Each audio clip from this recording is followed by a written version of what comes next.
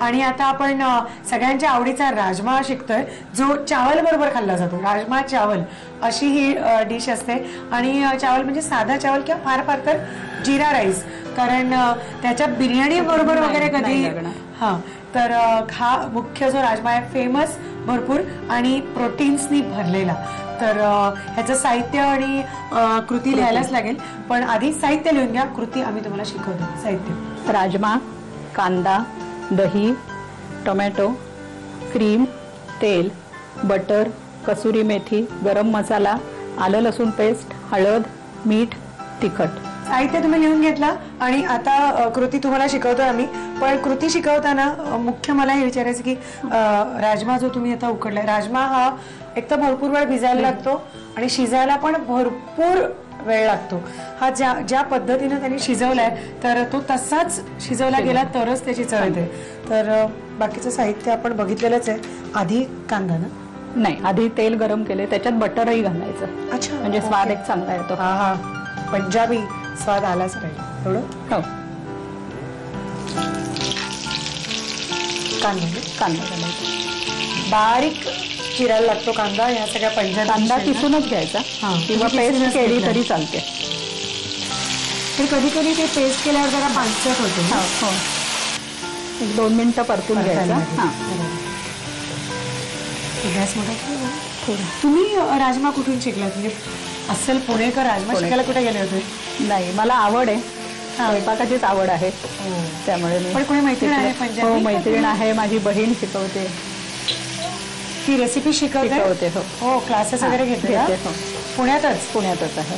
मग काय हक्काची बहीण. फी वगैरे देता तिला? नाही, माझ्याकडून. तुमच्याकडे घेत नाही फी? जरा मग त्याची साडी वगैरे तरी देत जा चांगली, नाही का? गुरुला दक्षिणा वगैरे चांगली द्यावी, म्हणजे मग दरवेळेला काहीतरी नवीन नवीन पदार्थ शिकता येतील. ओके, आता आपण टोमॅटो घालूया. लसूण कधी घालायची? नंतर. हां,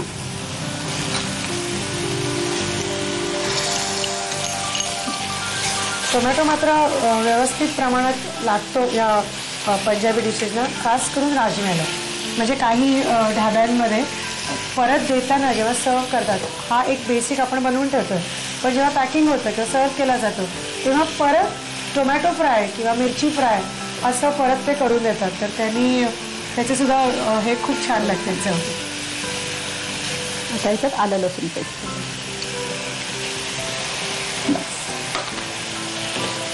आणि हे पूर्ण तेल सुटेपर्यंत परतून घ्यायचं, कारण सगळी खरी चव त्याच्यातच आहे, परत नाही. हे नीट ॲक्च्युली नीट परतायला पाहिजे. तर एक 5 मिनिटं परतून घेतो आणि मग पुढचं घेतो. आता हे आपलं परतून झालेलं आहे. आता आपण एक याच्यात मसाले घालूया. पहिल्यांदा गरम मसाला पावडर थोडी भाजते. हो, भाजते. त्याच्यानंतर तिखट घालायचं. हे तिखट आहे का? नाही, तिखट आहे फक्त. हो, नाही, तिखट नाही आहे, जास्त तिखट नाही आहे. तिखट आपल्या आवडीनुसार. पण हे अशाच पद्धतीने व्हायला पाहिजे, म्हणजे कांदा आणि टोमॅटोच्या मध्येच ते मसाला घालून परतला गेला पाहिजे, तरच ते मस्त खमंग असं होतं. त्याच्यानंतर हळद घालायची थोडी, अर्धा चमचा, कारण आपण राजम्यामध्ये घातलेली आहे. थोडीशी घालायची. आता कसुरी मेथी घालायची, त्याने एक स्वाद चांगला येतो. पण ती बेतास घालावी, थोडी प्रमाणानुसार. ती जर तुम्हाला एरवीच्या सुद्धा स्वयंपाकात वापरता येते. थोडीशी तव्यावरती कोमट करून हाताने जर चुरली ती, तर त्याची छान पावडर मिळते आपल्याला, कारण लगेचच ती कुरकुरीत होऊन चुरता येते हाताने.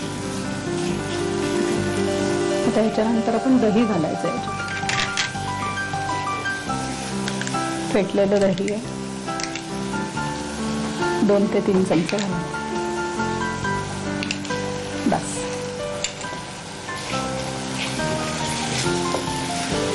आता आपण राजमा घालूया. झालंय ना? सगळंच झालं ना? मीठ राहिलंय ना? नंतर राजमा घातले.